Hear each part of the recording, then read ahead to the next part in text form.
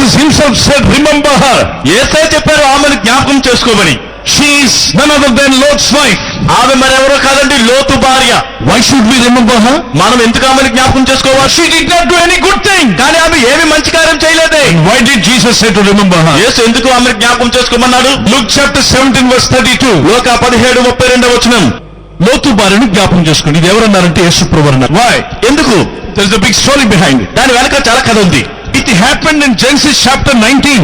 ఆదికాండము గ్రంథం 19వ అధ్యాయంలో అది జరిగింది. Fire came down from heaven and burned both the cities, Sodom and Gomorrah. ఆకాశంలో నుండి అగ్నిగంధకములు కుమ్మరింపబడి సొదొమ గొమొర్రా పట్టణాలు నాశనమైపోయాయి. Everybody in that cities was burned.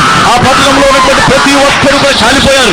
Their wisdom came out of the flesh. వారి యొక్క మాంసము కరిగిపోయి వచ్చేసాయి. Their eyeballs melt away. వారి కను గుడ్లన్నీ కూడా కరిగిపోయాయి. The tongue was twisted and melt away. వారి నాలుక అయిపోయింది. Because of the brimstone and heat. ఎందుకంటే ఆ భయంకరమైన అగ్ని వేడి ఆ యొక్క రెండు పట్టణాలపైకి దిగి వచ్చింది. And now Jesus is reminding us about that. ఇప్పుడు యేసు ప్రభు వారు దాని గురించి జ్ఞాపకం చేస్తున్నారు. They lived in sin. వారు పాపములో జీవించారు. They lived as they like. వారికి ఇష్టం వచ్చినట్లుగా జీవించారు. Marrying men and women. పురుషులను పురుషులే పెళ్లి చేసుకుంటున్నారు, స్త్రీలను పెళ్లి చేసుకుంటున్నారు. Completely they are loving adultery and fornication. వారు వ్యభిచారమును జారత్వమును ఎంతో ప్రేమిస్తున్నారు. They have given their heart for adultery and fornication. వారి హృదయం అంతా కూడా జారత్వానికి అప్పగించుకున్నారు, వ్యభిచారానికి అప్పగించుకున్నారు. They are defiling their bodies. వారి శరీరాలన్నిటిని పాడు చేసుకుంటున్నారు, నాశనం చేసుకుంటున్నారు. But the man is made for the dwelling of the Holy Spirit. అయితే మానవుడి యొక్క దేహము, మానవుని శరీరము పరిశుద్ధాత్మ నివసించడానికి తయారు చేయబడింది. When you read Jude chapter 1 verse 6 to 12, there are demons, evil spirits, they will come and defile your total body so that no Holy Spirit of God cannot dwell in you. యోధా గ్రంథంలో మీరు చూసినప్పుడు ఈ యొక్క దురాత్మలు, అపవిత్రాత్మలు నీ శరీరాన్ని పాడు చేయడం ద్వారా, నాశనం చేయడం ద్వారా దేవుడి ఆత్మ నీలోనికి రాకుండా ఆటంకపరుస్తూ ఉంటాయి. వారు ఎన్నిసార్లు చెప్పినా లోబడలా, ఎన్ని మార్లు పలికినా బాగుపడలా.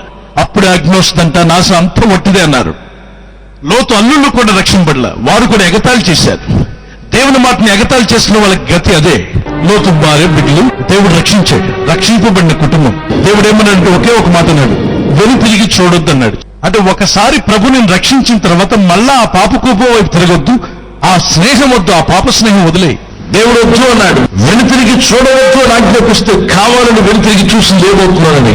All of sudden she become a pillar of salt. అకస్మాత్తుగా ఆమె ఉప్పు స్తంభముగా మారిపోయింది. దేవుని మాటని ఎగతాళి చేసిన వాళ్ళకి గతి అదే.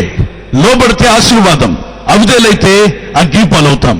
అవిధేయత కలిగి ఉండదు బిడ్డ, విధేయత కలిగి ఉండు. She lost her life. తన జీవితాన్ని ఆమె పోగొట్టుకుంది. She lost her family. తన కుటుంబాన్ని పోగొట్టుకుంది. She lost her husband. తన భర్తను పోగొట్టుకుంది. She lost the God's presence. దేవుని సన్నిధిని పోగొట్టుకుంది. She lost her life. తన సొంత జీవితం అంతా పోగొట్టుకుంది. She become a pillar of salt. ఆమె ఉప్పు స్తంభముగా మారిపోయింది. That's why Jesus said, you are living a good life but don't become like a Lot's wife. అందుకే యేసయ్య అంటున్నారు, మీరు మంచి జీవితాన్ని జీవిస్తుండగా లోతు భార్య వలె మారిపోవద్దు. You may be saying that I am got saved, I am following Jesus, but she was also got saved. అయితే మీరు అనొచ్చు, నేను రక్షింపబడ్డానండి, నేను దేవుడిని అనుసరిస్తాను. ఆమె కూడా రక్షింపబడింది. She was also came out of the burning city. ఆమె కూడా ఆ కాలిపోయేటని దహించిపోయే పట్టణం నుండి బయటకు వచ్చింది. Angels was leading them. చూడండి, దేవదూతలు వారిని నడిపించారు ముందుకు. She had experience to walking with angels. దేవదూతలతో నడిచిన అనుభవం కలిగి ఉంది. She had experience of serving angels. దేవదూతలకే పరిచర్య సేవ చేసిన అనుభవం కలిగి ఉంది. What is the use?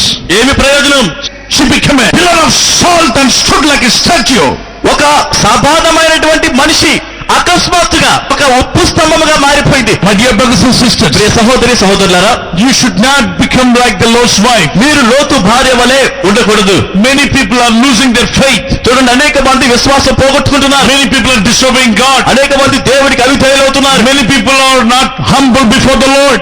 అనేక మంది దేవుని ఎదుట లోబడి ఉండటం లేదు. Genesis chapter 6 verse 1 to 5, God says, my spirit cannot always argue with man.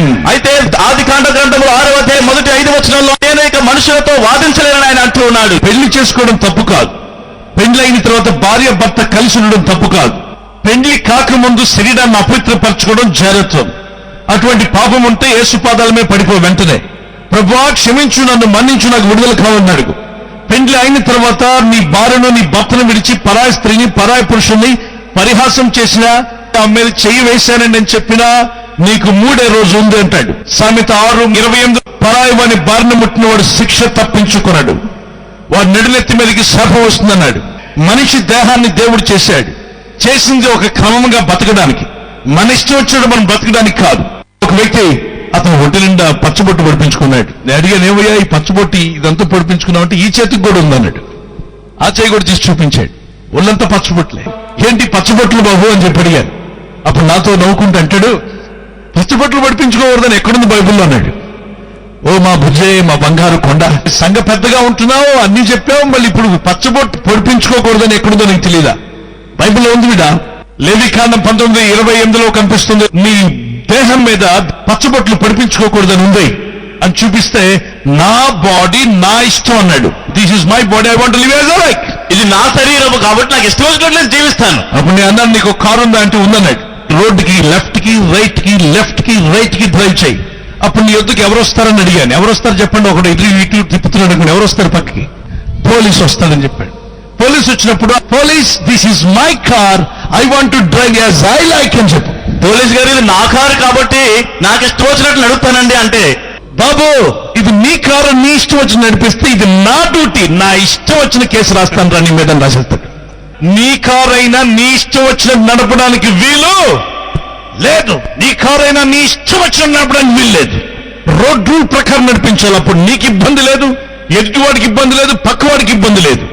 ఒక కారే మన కారైనా రూల్స్ ప్రకారం నడిపించినప్పుడే ప్రమాదం లేకుండా మేలు కలుగుతుంది. అలాగే ఈ దేహాన్ని చేసిన దేవుడు ఒక రూల్స్ పెట్టాడు.